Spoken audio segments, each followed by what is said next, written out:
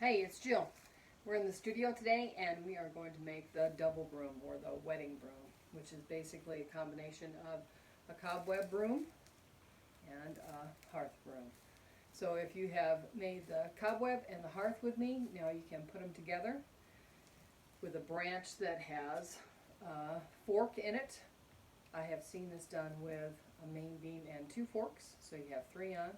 But for today, we are going to be doing the double wedding broom, or double broom, and this is with a piece of driftwood from Lake Ponderay that I found.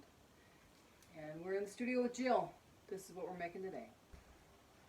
Hey, today we are going to work on a double broom, and you need some kind of a branch that has 2 pieces in it. This would be better if this was longer, kind of a Y, branched off the branch, whatever you want to call it. But I'm going to start with the small one first. I have already taken a drill. I've laid it down flat to see how it will lay flat against a wall. And I have drilled my hole for my hanger. And then because of that, I have tapped in my nails, one on the longer piece and then one on the shorter piece here. And remember, you want to put them in, but you don't want to put them in flush. They need to have a little bit of 1/4 of an inch up, I'd say. So let's get started. One thing that I made sure that I've got is my my jerk strings. I got a couple of them and they're waiting. Am I knot ready? Remember, it's an overhand knot, and we want it to slide on the long part of the string, not the short part of the string. So I do an overhand so that that short string is on top of the long one. Hold it, turn it over, and take the long string and then bring it up. And then when I start on this, that'll tighten up on the short string. Okay, so I'm going to work on this side first. I've already got me some, see how that tightens up on the short string? I've already got me some broom corn, and I didn't need real pretty things for this, so these are kind of fat and short, and that's okay for this one. First thing we want to do after you've got that knot on there is wrap this about 3 times, and you'll notice that this is going to be a little cumbersome because you have to kind of jerry rig it around that other piece. So I've done 3 rows, and then I'm going to start adding my broom corn. Now these pieces are kind of not what I would call pretty, but they are kind of short and fat, and that's okay because we're not going to go very far in the braid on this. So when I start out, I want to start with just 1 because I need to make sure that I have an odd amount, and then I'm going to continue by adding 2, and it just makes it easier so that you don't make a mistake. You have to have an odd amount or it won't work.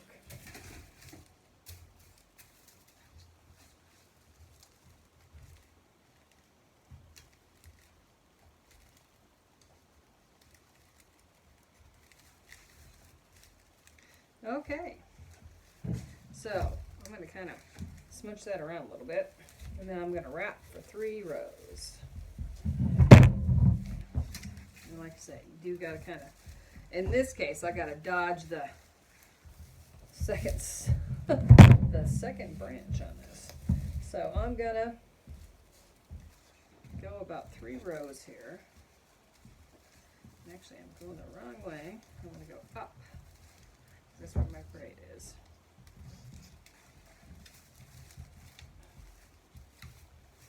And then when I come back around to the beginning, bring that down, use that finger to pull that over and give it a crease. So once again, I'm going to go down, use my finger, give it a crease. Down, pull it over, give it a crease. Down, pull it over, give it a crease. Now, I'm not going to bore you with this whole process. I'll speed up the camera so that you can see I'm going to go up about this far, and then I'm going to cut that off.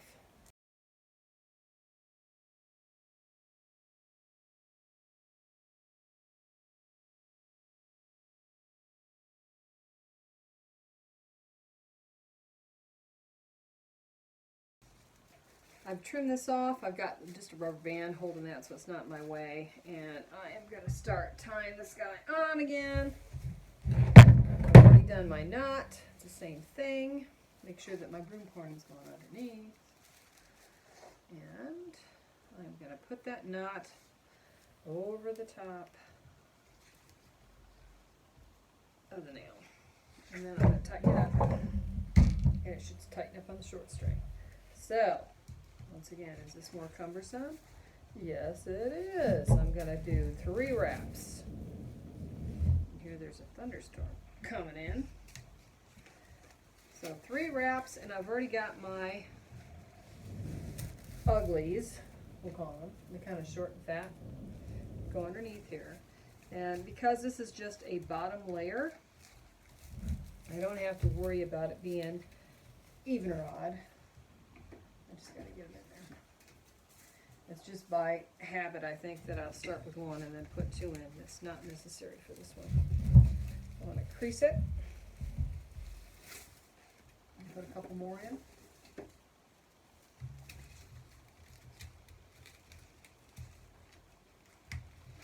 Crease it again. Couple more.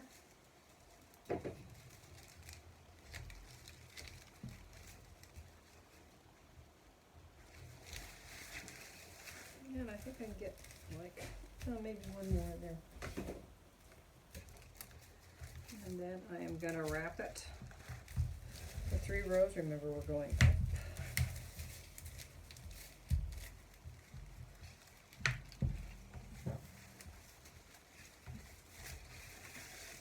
3 or 4, it doesn't matter. Move that over a little bit. It's my 3rd row. Now I want to bulk this up a little bit on the sides, so it's more like a hearth broom. So I am going to put about 3 on this side of the shoulder, and making sure that I'm putting it on the side where my drill hole is. Okay, to bulk up that side.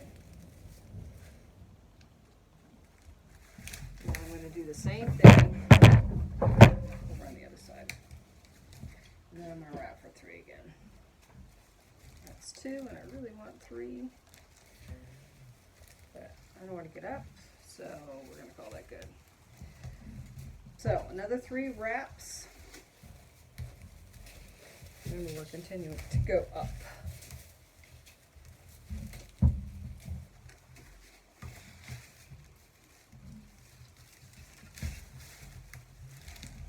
Okay, so this is still all that underneath stuff.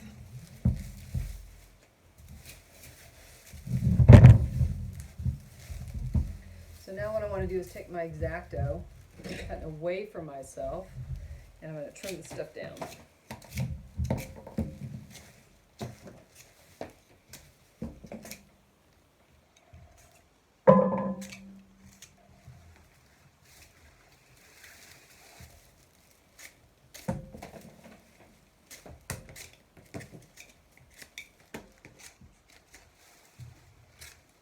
Okay, now what I'm going to do is I'm going to take my pretties. And these I have to have an odd count. And so if you take a look at them, they're a little bit longer in the knurl and they're a little bit thinner. Okay, or as thin as I can get with what I had soaked up. So I'm going to start with 1 and then I'm going to add 2. And I do that because I have to have an odd amount to do the braid on top. Get them in, and I crease them. And that's just an easy way of doing it, so I don't have to go back and count. Is it odd or is it not? So if you start with your first one as a single, and everything after that is a double, you can pretty much guarantee it's going to be odd.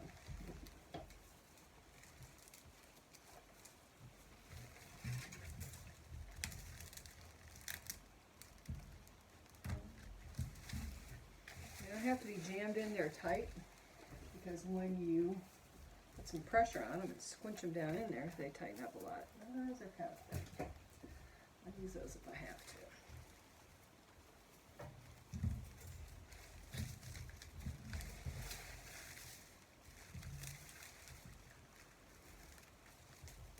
I think I picked out about 16 of these. I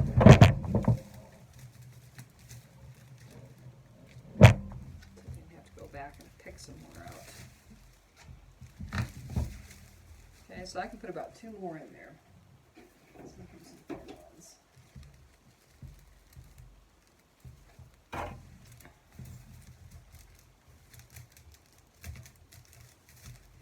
Okay, so now what I'm going to do is I'm going to wrap again for 3 rows.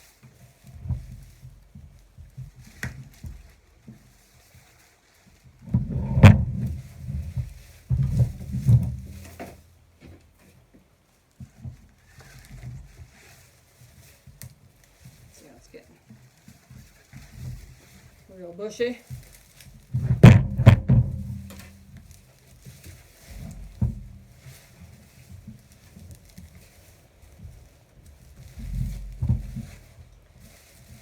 Okay, so that's about 3 rows. So then I'm going to start my braid. Remember that this is a little bit more difficult.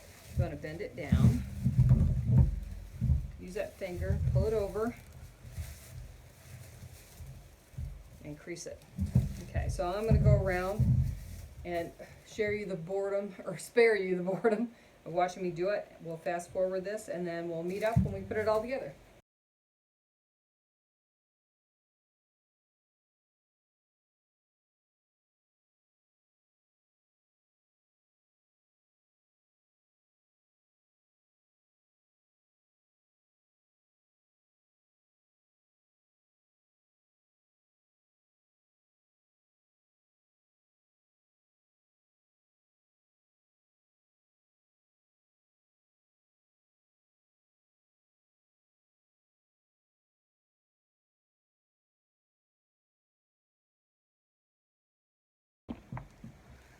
So I could keep going, but I'm going to call that good. So we want to get our jerk string. Once again, the knot is going to be on my right side because I'm right-handed, and that's why I pull. And I'm going to go around this for about 3 or 4 times.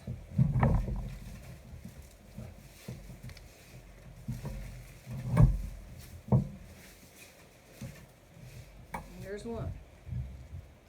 Making sure I keep that nice and flat. And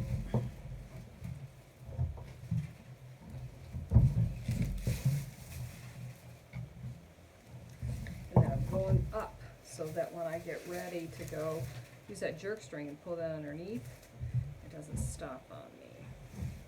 I'm sure. Spin out with the spindle. That's my second time.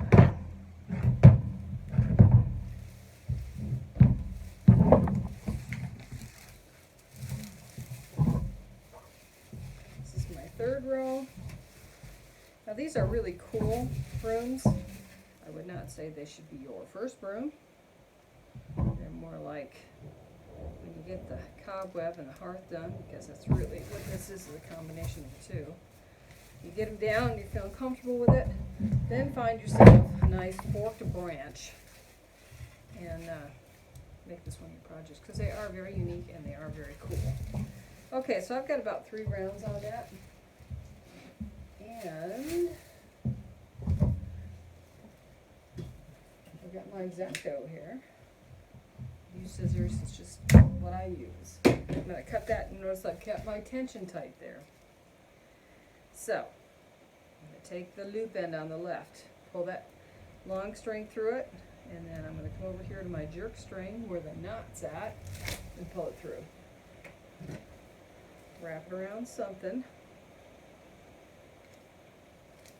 pull it tight, okay? Trim it off, and then we're going to trim these off. And I'll show you how I do that quick before we start combining them. If you put some pressure on that, then pull up, it usually come off pretty pretty easy. And I'll go all the way around with that, and then we'll come back and I'll show you how we put it together. So I have put these two together, and I've got my broom vise on there, and you can see that this is how this broom is going to look. So what I want to do is sew this down. One thing I want to show you is, of course, this is wet from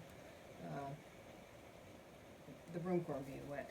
Look at all that really pretty color in there. And when I get done with this and it's dry, what I'll do is I'll put some varnish on that and the braid, and that way that's never going to come out. And then it brings all that really pretty color out too from the wood. Now, and this is just a piece of driftwood that I got from Lake Ponderay one day when we were at the beach. So I'm going to tie this, or I'm sorry, sew this with some black wax linen that I have, and you can tie with whatever you want really, but I tend to like wax, or not black linen, just wax linen. So that's what we're going to use today. So I've got about 3-4 yards. I'm going to half it, and then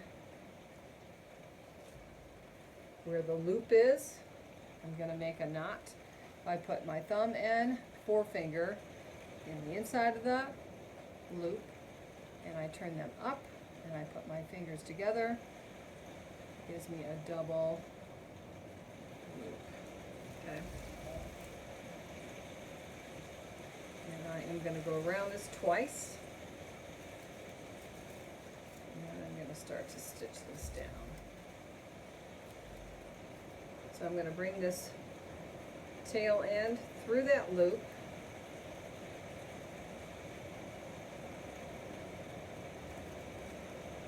I'm going to tighten this up.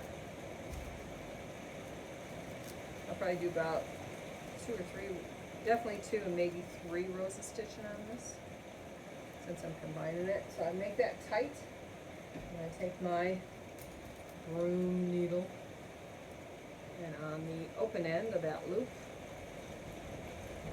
I just fold this because it's easier. You can hear the rain really getting after it. It starts booming real quick.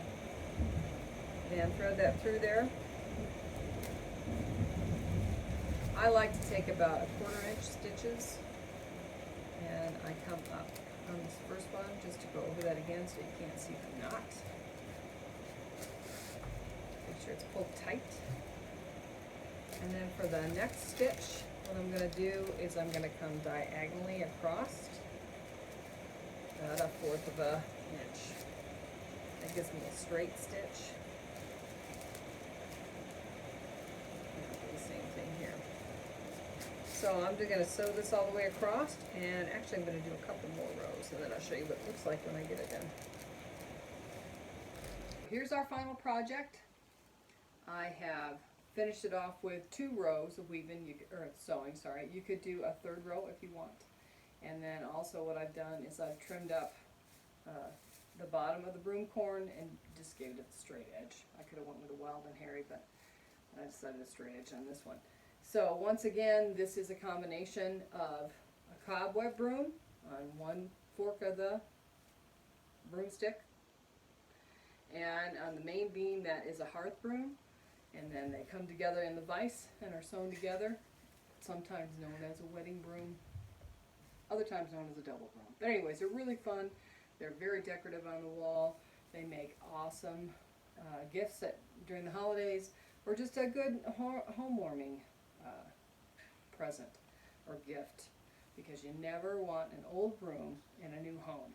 It's just one of those broom lore things that good broom makers know.